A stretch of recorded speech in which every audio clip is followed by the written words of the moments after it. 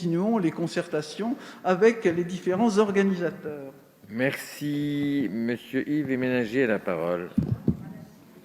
Oui, merci Monsieur le Président, Madame la Ministre, mes chers collègues. Cela fait maintenant plus de 6 mois que les musées, théâtres, cinémas, opéras, salles de spectacle ont dû fermer leurs portes pour respecter les mesures sanitaires que vous avez mises en place, souvent de façon illogique et sans perspective, du moins jusqu'à la semaine dernière.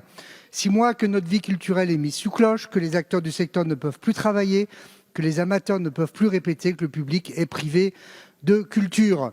Si la réouverture rapide et contrôlée de ces lieux de partage et de découverte est nécessaire pour relancer le secteur culturel professionnel et la consommation de culture des Français, il est aussi nécessaire d'anticiper et de préparer la reprise de la pratique culturelle amateur.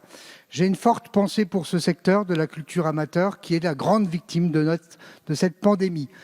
Sans une stratégie efficace pour permettre aux associations culturelles de reprendre leurs activités, le gouvernement prend le risque de voir leur nombre fortement diminuer, entraînant des pertes en termes d'emploi, mais aussi et surtout de liens sociaux. C'est pourquoi redonner de la vigueur à la pratique amateur est une nécessité vitale et même essentielle pour le coup.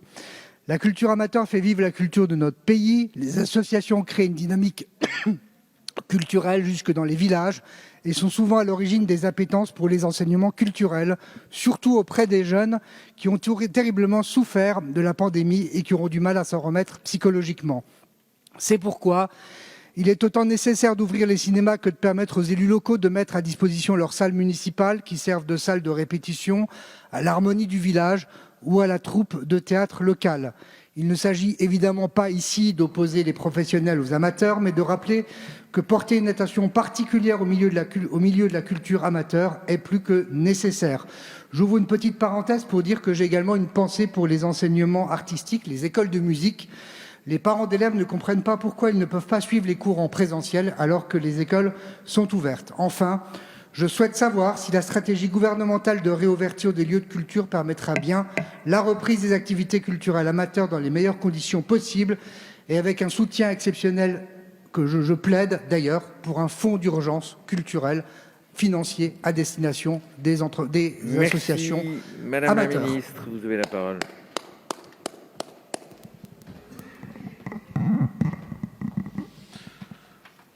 Je voudrais peut-être commencer par la fin de votre propos sur l'enseignement artistique, parce que ça a été abordé par un certain nombre de vos collègues, et il y a énormément de questions, en particulier des élus locaux, sur ces questions d'enseignement artistique. Je sais que le président Bruno Studer m'a lui-même interpellé sur cette question.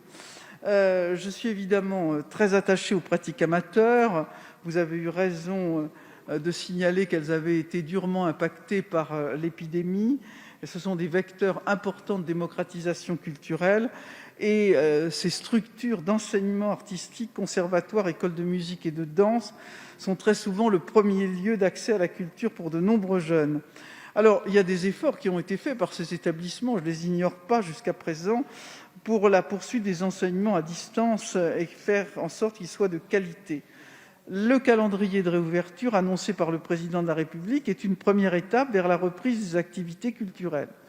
En ce qui concerne les établissements recevant du public de type R ou L, les lieux d'enseignement artistique et conservatoire, le processus de réouverture serait différencié selon les activités et les publics. Les conservatoires rouvrent le 19 mai, bien sûr, et ils reprendront les enseignements pour les publics déjà accueillis antérieurement au reconfinement. Il faut savoir que les élèves mineurs, je ne sais pas pourquoi circule ce canard sans tête que les élèves mineurs n'étaient pas accueillis dans les conservatoires. Bien sûr que si. L'enseignement de la danse sans contact pour les mineurs seuls, ainsi que le chant lyrique en pratique individuelle. À partir du 9 juin, pourra reprendre l'enseignement de la danse sans contact pour les élèves majeurs.